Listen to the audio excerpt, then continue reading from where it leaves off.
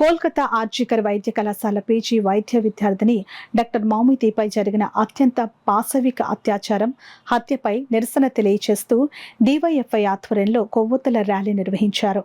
Kakinada rural మండలం ఇంద్రపాలెం గ్రామంలోని Alluri centre వద్ద భారీ ఎత్తున ప్రజలు స్వచ్ఛందంగా కదిలివచ్చి దివంగత డాక్టర్ అమ్మకు పూలతో నివాళులర్పించారు.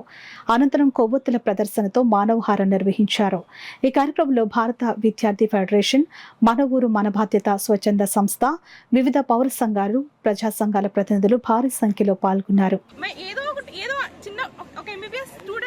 చాలా కష్టం అండి. చాలా గంటలు చదవాలి, చాలా గంటలు అంతా చదివి ఏదో దేశానికి ఏదో సాధించేద్దాం, ఎవరికో ఏదో పనుకొద్దాం, ప్రజలకు మంచిగా చూద్దాం అని వస్తాం. ఇలాంటి ప్రజలే మా మీద ఇలా చేస్తే మేము అసలు ఎందుకు చదవాలి?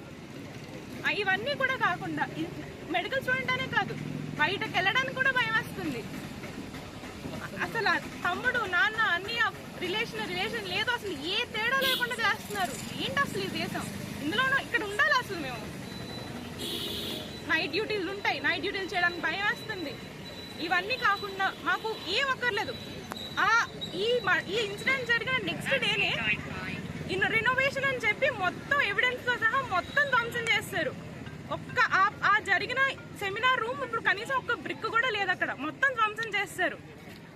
అండ్ ఇలా చేశారని చెప్పి ప్రొటెస్ట్ చేస్తుంటే ఆ ప్రొటెస్ట్ చేసిన డాక్టర్స్ మీద ఇంకా తిరిగి వాళ్ళ మీద దాడులు చేశారు. అది కూడా ఎవరు? ప్రజలే చేశారు.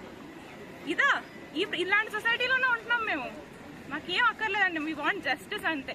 ఆ అమ్మాయికి ఎవరెవరైతే ఉన్నారో వాళ్ళందరికీ శిక్ష పడాలి అని కోరుకుంటున్నాం.